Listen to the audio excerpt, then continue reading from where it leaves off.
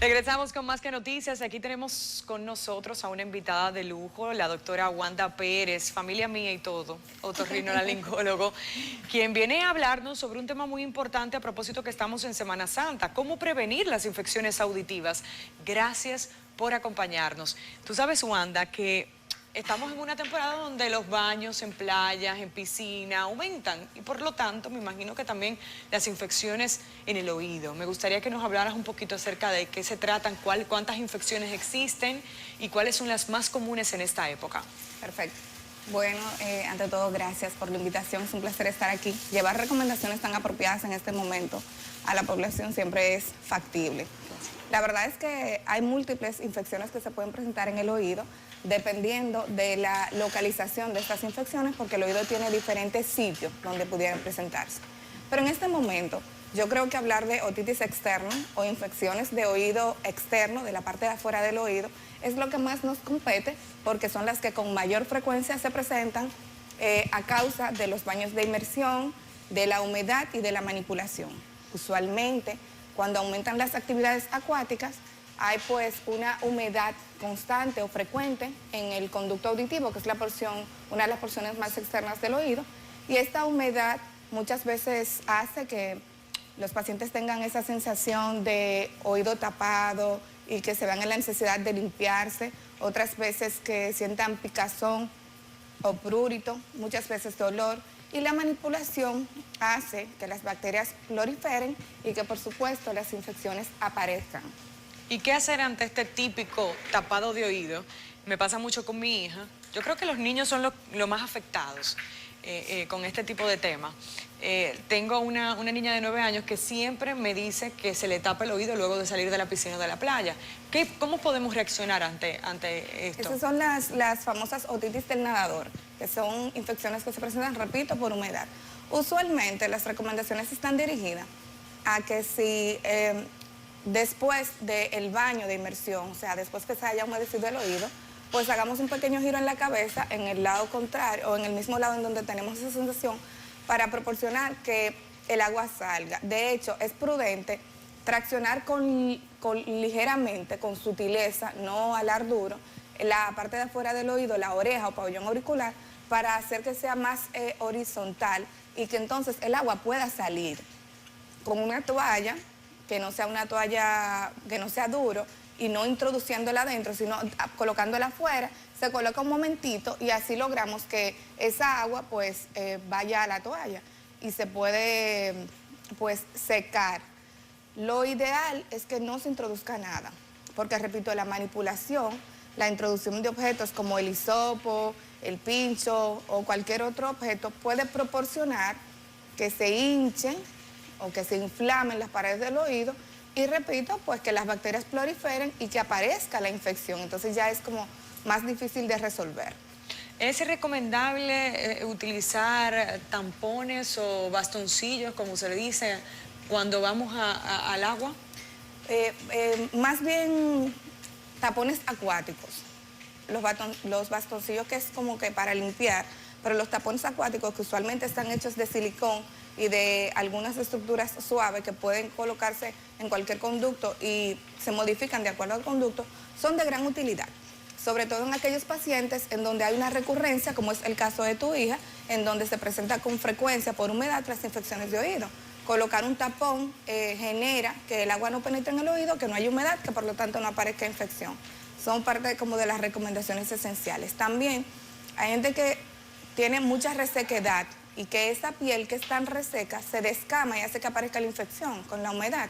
Entonces es ideal que utilice algún aceitito de glicerina, puede ser aceite sin ir a marcas, aceite Johnson, aceite Menem o algún aceite hidratante, si es que sufre de mucha resequedad en la piel, antes de hacer el baño de inmersión, que eso va a evitar también que se despegue aún más piel y que haga que la infección aparezca.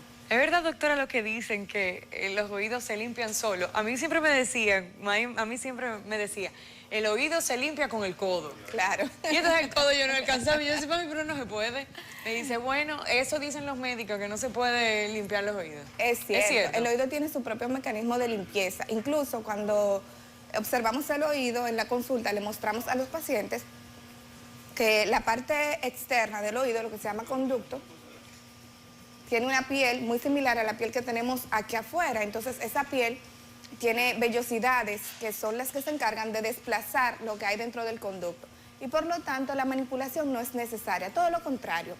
Cuando manipulamos el oído, que introducimos un objeto, que introducimos un hisopo, un pincho, etcétera, lo que hacemos es desplazar hacia adentro o empujar la cera o el contenido infeccioso y empeora el proceso. Es mejor, si persiste la molestia más de 72 horas o más de 3 días, acudir con un especialista, otorrinolaringólogo, quien va a hacer una adecuada limpieza de oído. Porque hay que tener mucho cuidado, el oído es un órgano sumamente delicado, que una mala higiene puede provocar más infección o puede provocar incluso pérdida auditiva por daño de sus estructuras. Wow. He tenido casos, tuve un caso que lo comenté mucho, de una paciente que fue a hacerse una limpieza de oído, se lo hizo alguien sin experiencia y pues lamentablemente le dañó todo lo que es el tímpano y su cadena de huesecillo y tiene una pérdida auditiva que ahora tenemos que hacer una cirugía reconstructiva. Ojo con eso, es importante que manos inexpertas o incluso usted como paciente, es importante que no se manipule el oído porque las lesiones que puede provocarse son muy severas. O sea, que cero bastoncillos, cero hisopos, el oído se limpia solo, el tener precaución, podemos utilizar inclusive, me dice que aceite para... Estoy recapitulando como todas las cosas en las recomendaciones Claro para sí. esta jornada de playa, porque la gente se va a ir, Claro inevitablemente. Sí. Inclusive hay personas que utilizan esta temporada para aprender a bucear, que también tiene un riesgo para las personas que nunca lo han hecho en la audición. Con eso hay que tener ¿Cuál es la cuidado recomendación? porque, exacto, en el caso, por ejemplo, de las personas que van a iniciar en esta actividad de buceo, tienen que tomar en cuenta que si hay alguna alteración en el oído, como una sensación de oído tapado o malestar en el oído, deben tener cuidado con el inicio de esta actividad porque las presiones dentro del oído se modifican cuando aumenta y disminuye la presión al bajar la superficie o incluso cuando hay un ascenso de aeronave, pero igual cuando se baja a una cantidad de metros no prudente. Sí. Entonces, si hay una lesión previa, un proceso inflamatorio en el oído y se altera esto, entonces pueden tener algo que se llama barotrauma, que es un trauma relacionado con ese cambio de presión por la inmersión. Bueno, hay que tener cuidado. Señores, ahí están las recomendaciones de la doctora Wanda Pérez, otorrinolaringólogo, donde las personas pueden contactarla para cualquier consulta. En el teléfono 809-8687-826, nuestra bella asistente siempre está presta para responder. ¿En qué centro está? Estamos en el Centro Médico UCE, en la Torre Azul, y estamos en la zona oriental, en el Centro Médico Integral 2, para todos. ¿Tienes algunas redes sociales también, capaz? Sí, estamos como Tu Otorrino RD, a través de Instagram y Facebook.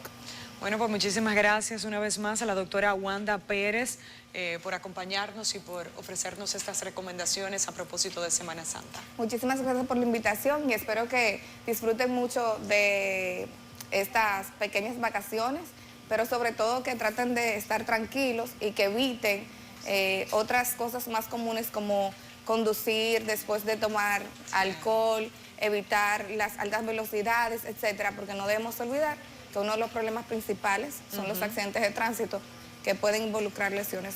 Así mismo, a disfrutar pero con conciencia. Así es. Muchas gracias por acompañarnos. Vamos a una pausa, retornamos con más de nuestro contenido, no le cambien.